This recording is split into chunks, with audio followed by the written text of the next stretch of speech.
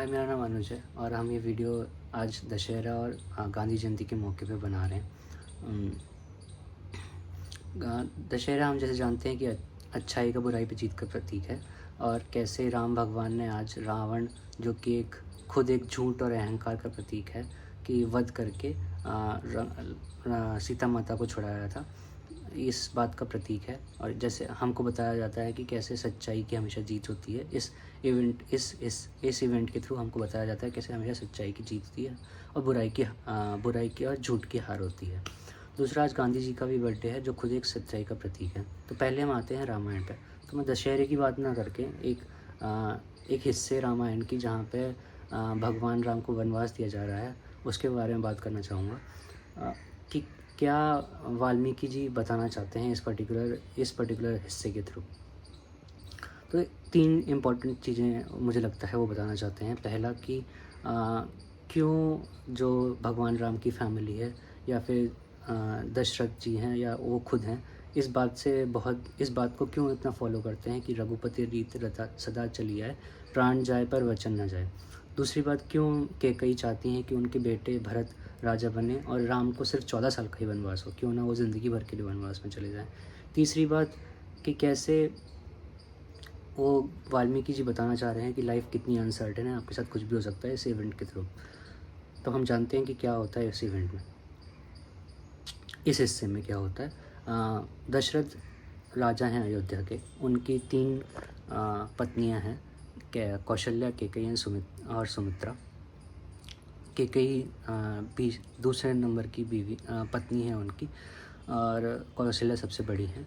राम और उन तीनों के उनके 4 बेटे हैं और राम सबसे बड़े हैं। तो फिर ऐसा माना जा सकता है कि राम भगवान बाय डिफ़ॉल्ट राजा बनेंगे। और इस बात से सब लोग खुश भी हैं और ये एग्री भी करते हैं कि हाँ भाई, राम सबसे काबिल हैं राजा बनने के लिए। कैकेयी भी इस बात से खुश हैं और इस बात को मानती हैं कि राम को ही राजा बनना चाहिए। बट एक दिन मंत्रा, जो कि उनकी माँ के समान है, हमेशा उनके साथ रही हैं, उन्हें बचपन से पला बड़ा किया है, इस डर से उनको रूबरू कराती हैं कि जो भी आज उनकी इम्पोर्टेंस है इस महल में, अगर राम राजा बन जाएंगे तो उनकी इम्पोर्टेंस कम हो जाएगी, क्योंकि वो उनकी खुद की माँ नहीं है। कौशल्या जो राम भगवान की माँ है, उनकी इम्पोर्टेंस ज़्यादा हो जाएगी।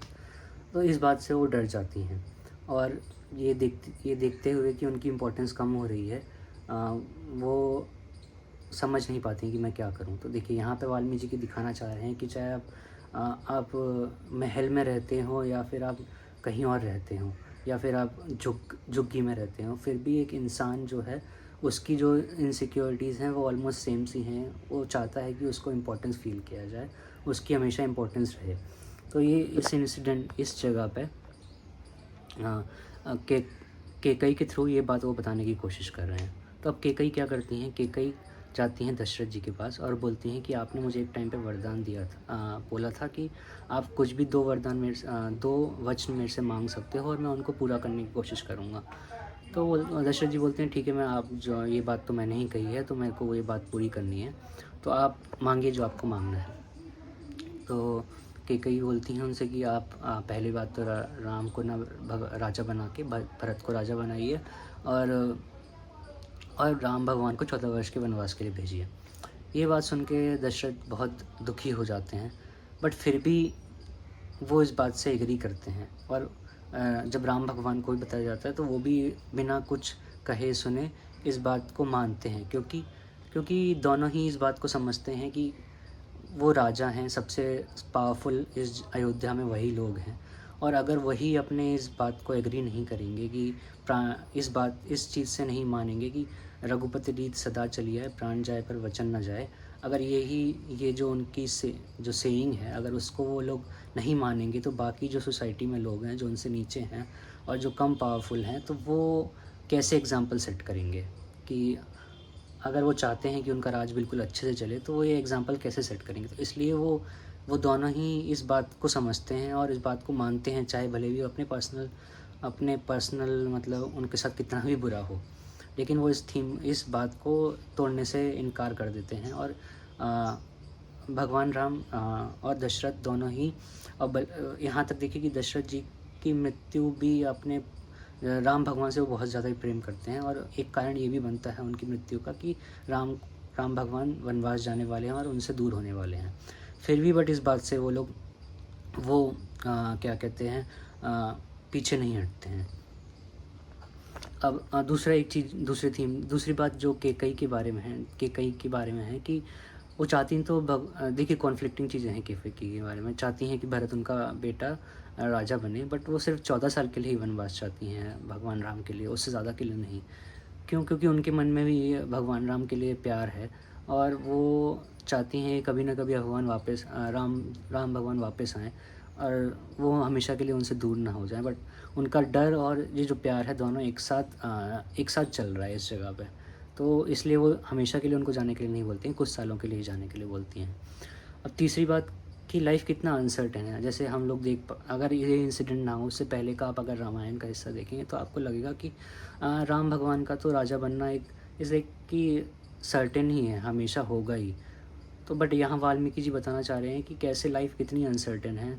दुनिया हमेशा अनसर्टेन होती है, जो चीज़ हम लोग डिफ़ॉल्ट एक्सेप्ट करते हैं हमेशा ऐसा नहीं है कि वो वैसे ही हो।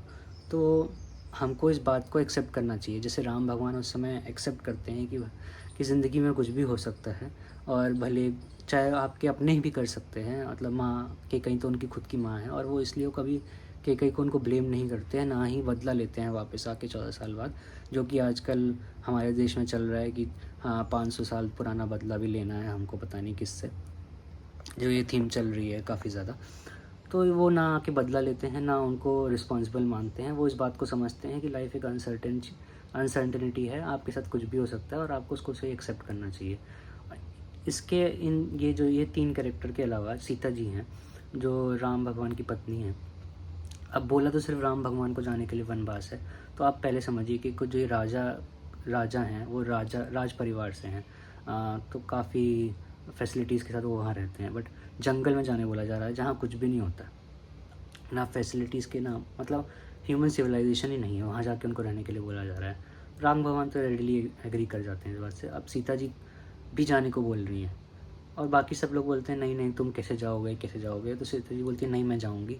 तो यहाँ पे वाल्मीकि जी दिखाना चाह रहे हैं कैसे सीता जी एक इंडिपेंडेंट सोच की इंसान है, जो अपनी सोच खुद रख पाती हैं और अपना डिसीजन ले पाती हैं, और इसके लिए स्टैंड कर पाती हैं। तो यहाँ पे ये भी वो बताने की कोशिश किए जा रहे हैं कि देखिए सीता जी कैसे अपने सोच के लिए अपने तरीके से ज़िंदगी जी सकती हैं। ये वाला हिस्सा रामायण का इस थीम में ये वाल्मीकि जी हमको बताने की कोशिश कर रहे हैं। अब आते हैं गांधी जी के बारे में, जो आज उनका जन्मदिन है। गांधी जी के बारे में आजकल बहुत कुछ बोला जाता है, कहा जाता है, बुरा भला कहा जाता है। आप सोशल मीडिया पर देखेंगे उनका मजाक बहुत ज़्यादा बनाया जाता है। मैंने भी एक टाइम पे उनका मजाक बनाया जब मैं छोटा था, थोड़ा एज में मेरी कम मतलब 25-26 साल का जब मैं रहा हूँगा। एक ये फ़ोटो मैं आपको दिखाऊंगा, इसमें आप देख सकते हैं कि कैसे गांधी जी 2 लड़कियों का सहारा लेकर चल रहे हैं। उनमें उनकी फ़ोटो में एक उनकी क्या बोलते हैं पड़पोती हैं, और एक उनके साथ उनके जो संगठन में उसमें काम करने वाली एक और वॉलंटियर हैं। तो मैंने एक मीम बनाया था कि शायद उनके बर्थडे पे मीम बनाया था कि कैसे देखिए ये इंसान इन दोनों का यूज़ करके as a walking stick use कर रहे हैं। हाँ, तो आजकल भी ऐसे ही लोग हैं, उनका बहुत ज़्यादा मजाक बनाते हैं। बट अगर आप उनको देखेंगे तो उन्होंने हमेशा सच को फेस करने की कोशिश की है, हमेशा सच के साथ रहने की कोशिश की है, और हमेशा ऐसी चीज़ें करने की कोशिश की है जिससे उनको लगता है कि बाकी सब लोगों के लिए अच्छा होगा। अब आते हैं मैं उनके आखिरी के 2 साल के बारे में बात करना चाहूँगा, जब वो ऑलमोस्ट 76 ईयर्स के हो चुके हैं। इंडिया हमेशा आज़ाद होने ही वाला है, ऑलमोस्ट इंडिया का पार्टीशन भी होने वाला है, और बहुत ख़तरनाक तरीके से दंगे चल रहे हैं इंडिया के बहुत सारे हिस्सों, देश के बहुत सारे हिस्सों में। तो उस हिस्से में बात करना चाहूँगा के बारे में बात करना चाहूँगा। तो ये शुरुआत होती है जिन्ना, जो कि मुस्लिम लीग के लीडर हैं, और चाहते हैं कि पाकिस्तान या फिर एक ऐसा देश बने जहाँ पे मुस्लिम लोग रह सकें। बट जब उनको दिख रहा है कि उनकी इस बात को कोई इम्पोर्टेंस नहीं मिल रही है, बहुत कम इम्पोर्टेंस मिल रही है, तो वो एक डायरेक्ट एक्शन डे का कॉल लेते हैं। डायरेक्ट एक्शन डे का कॉल लेते हैं और इस डायरेक्शन एक्शन डे का जो कलकत्ता है, जहाँ पे मुस्लिम लीग की सरकार है, बहुत गंदा रूप हमको देखने को मिलता है कि कैसे जो मुस्लिम लीग के लोग हैं और वहाँ की जो मुस्लिम पॉपुलेशन है, सब नहीं, जो कुछ लोग हैं, जो भी लोग हैं, बट काफ़ी ज़्यादा लोग मिलके कैसे हिंदूज़ को मारते हैं, जो हिंदू पॉपुलेशन वहाँ की है उनको मारते हैं और फिर दंगे पूरे शहर में हो जाते हैं। कुछ दिन तक दंगे चलते हैं, बहुत सारे लोगों को मार दिया जाता है। आजकल उस पर एक मूवी भी आई है, the Bengal files, but even though वो तो एक प्रोपेगेंडा मूवी की तरह आप ट्रीट कर सकते हैं उसको, एक फैक्चुअल मूवी की तरह आप नहीं देख सकते उस बात को। वहाँ पे कैसे बहुत ही ज़्यादा एक मतलब बहुत लोग एक दूसरे को मार चुके हैं। अब इस बात से गांधी जी बहुत इन्फ्लुएंस नहीं, बहुत परेशान होते हैं कि कैसा क्यों हो रहा है। उसके अलावा क्या उसके बाद क्या होता है, उसके बाद ईस्ट बंगाल, जो कि अभी बांग्लादेश है, उसमें एक जगह है नोआखली, वहाँ पर उससे भी बुरा होता है जो कलकत्ता में होता है। कलकत्ता में होने से भी बुरा क्या होता है कि वहाँ जो गाँव में मुस्लिम लीग के मेंबर्स, जो वहाँ के हिंदू लोग हैं, उनको मारते हैं, सड़कें खोद देते हैं जिससे कि बाहर से लोग ना आ सकें, टेलीफोन लाइंस काट देते हैं जिससे कि मैसेज बाहर ना जा सके, तो ऐसे करके, और फिर लड़कों को मार देते हैं, लड़कियों का रेप करते हैं। जैसे आपने एक मणिपुर का वीडियो देखा होगा बहुत कुछ साल पहले, कि कैसे बहुत सारे लड़के 2 लड़कियों को नंगा करके लेके जा रहे हैं। ऐसे ही सिमिलर कुछ उस समय होता है, लड़कियों का रेप किया जाता है, उनको कन्वर्ट किया जाता है, कन्वर्ट करने के लिए उनको बीफ खिलाया जाता है, अज़ान पढ़ाई जाती है। और ऐसा सिर्फ नॉर्मल लोग भी इंक्लूडेड हैं इन सब करने में। एक पर्टिकुलर ये जो एक किताब मैंने पढ़ी थी, the ending of non violence, मैं आपको वीडियो में लिंक भी शेयर कर दूँगा उसका।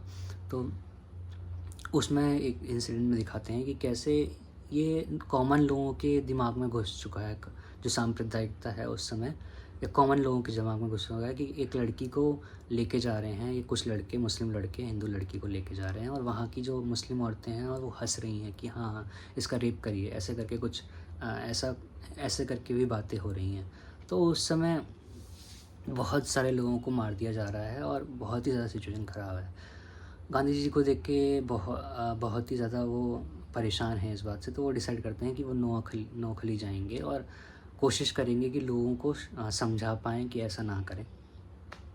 सब लोग उनको बोलते हैं कि नहीं, आप वहाँ मत जाइए, आप वहाँ जाएंगे तो बहुत सिचुएशन ख़राब है, हम आप लोग आपकी सेफ्टी का कुछ भी गारंटी नहीं ले सकते। तो गांधी जी बोलते हैं ठीक है, अगर मरना ही होगा तो मैं वहाँ मरने को तैयार हूँ, अगर ये ऐसे लोगों को मरते हुए मैं नहीं देख सकता, अगर मुझे वहाँ कोई मार देता है तो मैं उसके लिए भी रेडी हूँ मारने के लिए।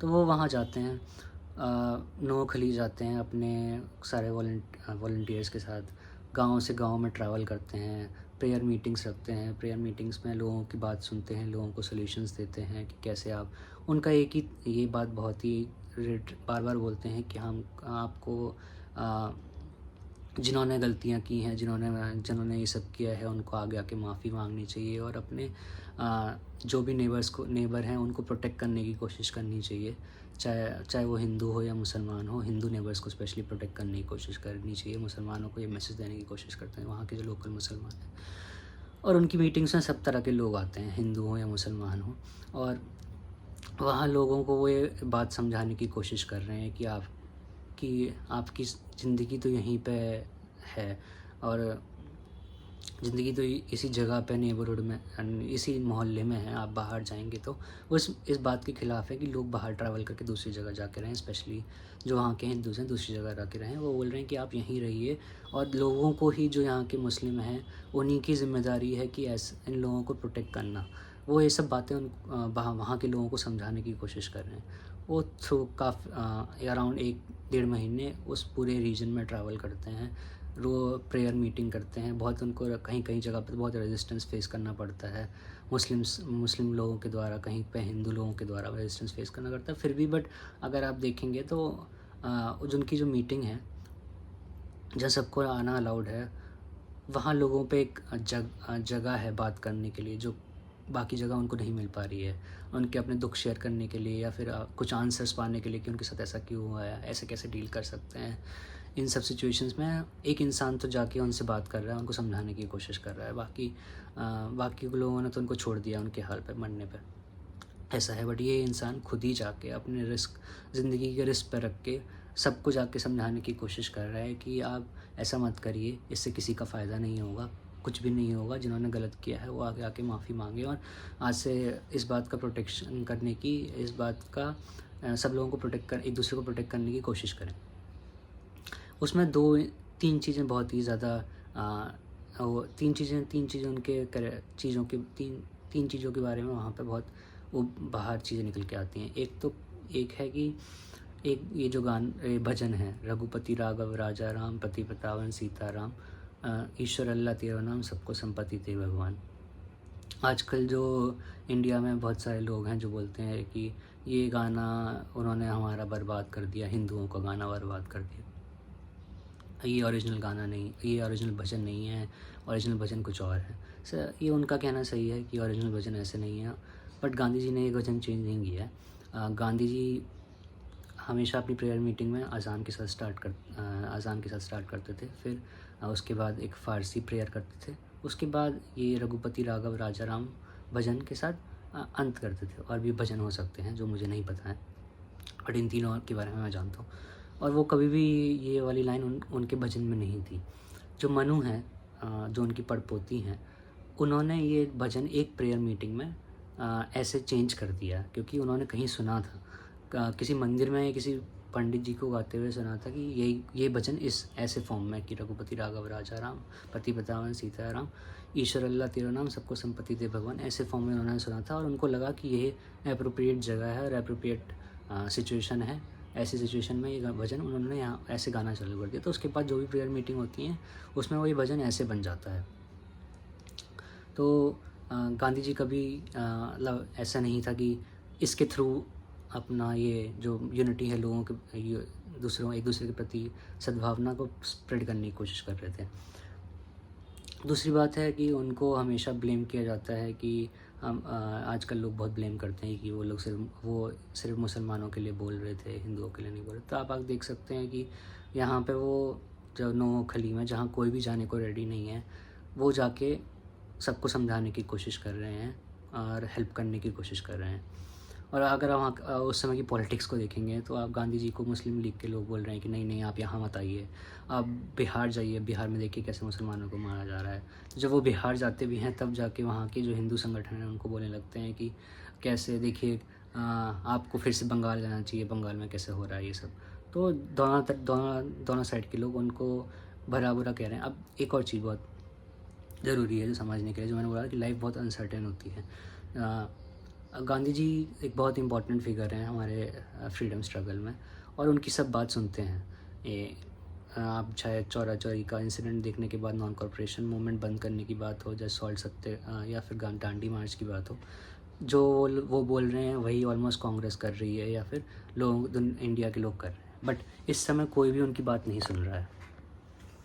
वो जो बोलना चाह रहे हैं फिर भी लोग एक दूसरे को मार रहे हैं। कोई भी, चाहे कांग्रेस के खुद के लोग हों, वो भी उनकी बात नहीं सुनना चाह रहे हैं और इंडिया के लोग भी सुनना नहीं चाह रहे हैं। तो जो हम सोचते हैं कि टेकन फॉर ग्रांटेड टाइप का है ना, कि गांधी जी की बात तो सब लोग सुनेंगे, उस समय कोई भी उनकी बात नहीं सुनना चाह रहा है। फिर उनके एक ब्रह्मचार्य के एक्सपेरिमेंट को लेकर भी बहुत लोग गलत तरीके से उनको समझने की कोशिश करते हैं, कैसे वो अपनी पड़पोती के साथ नंगा सो रहे हैं। वो समझना इस बात को बहुत ही ज़्यादा डिफ़िकल्ट हो जाता है कि कोई ऐसा क्यों करेगा। बट जैसा मैं समझ पाया हूँ, एक तो पहली बात, उनकी जो पड़पोती हैं अडल्ट हैं और वो खुद ये कंसेंट देती हैं और वो हमेशा गांधी जी को अपने माँ के समान समझती हैं। तो ये इस बात को कंसेंट देती हैं कि हाँ ठीक है, आप ये मेरे साथ एक्सपेरिमेंट कर सकते हो, या फिर ये मैं एग्री करती हूँ इस बात से। और जब वो इस बात से अनईज़ी फील करती हैं कि कैसे लोग उनके बारे में बात कर रहे हैं, तो वो एक कंसेंट विड्रॉ खुद से करती हैं। गांधी जी कभी उनको फोर्स नहीं करते कि भाई कि तुम आके कर क्यों नहीं है, वो बंद क्यों हो गया है, ऐसे करके। जब वो चालू करते हैं वो अपनी मर्ज़ी से चालू करती हैं, बंद करती हैं अपनी मर्ज़ी से भी बंद करती हैं। ये एक पर्टिकुलर पार्ट है उनके इस काल में, ये भी एक हिस्सा है। फिर फाइनली उनका 30 जनवरी 1948 को मर्डर कर दिया जाता है नाथूराम गोडसे द्वारा, जो कि बोलते हैं कि उनको इस बात से दुख है कि पाकिस्तान को पैसे क्यों दिए गए। अगर आप इस तरह से देखेंगे कि गांधी जी तो सिर्फ इस थीम को फॉलो करने की कोशिश कर रहे थे कि रघुपति रीत सदा चली आए, प्राण जाए पर वचन न जाए, क्योंकि इंडिया ने वादा किया था उस समय पार्टीशन से पहले कि हम पाकिस्तान को 50 करोड़ रुपए देंगे, और अभी हम देने से मना कर रहे थे। तो वो इस बात के बिल्कुल ख़िलाफ़ थे कि ऐसा नहीं करना चाहिए हमको। हमने अगर वादा किया है, इवन दो उन्होंने वो फास्ट जो उनका आखिरी फास्ट था उन्होंने इसके लिए नहीं रखा है, ऐसा कहीं नहीं है कि उन्होंने इसी के लिए रखा हो। फिर भी अगर हम इस बात को मान लेते हैं, जो इस लॉजिक को, तो ये जो बात है कि रघुपति रीत सदा चली आए, प्राण जाए पर वचन न जाए, तो उनको इस अपने प्राण से ही ये क्या बोलते हैं, प्राण से अपनी ज़िंदगी से ही ये बात को फुलफ़िल करना पड़ता है ऑलमोस्ट एक तरीके से। तो आज दशहरा और गांधी जयंती दोनों हैं, दोनों की आपको बधाइयाँ, और आपके जीवन में भी सच्चाई आपको जीवन अच्छाई की बुराई पे जीत हो आपके जीवन में भी, आप भी समझ पाएँ कि जीवन में अच्छा क्या है, बुरा क्या है, और लीड कर पाएँ। इसी के लिए यही मैं आपको बोलना चाहूँगा। Thank you.